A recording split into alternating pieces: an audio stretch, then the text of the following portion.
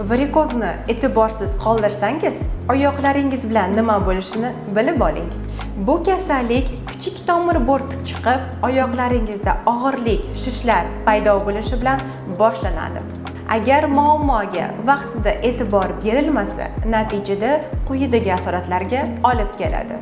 Trofik o'zgarishlar bu oyoq teri rangining o'zgarishi, qattiqlashishi, qichishmalar va yaralar paydo bo'lishi. Har bir qadamingiz og'riq beradi, davolanish vaqti esa uzoq muddatni talab qiladi.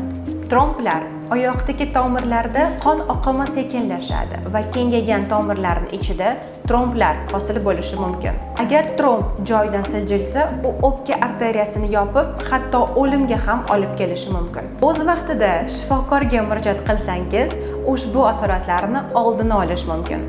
Zamonaviy usullar yordamida esa muammoni tez, og'riqsiz va eng asosiysi kafolatli bartaraf eta olamiz.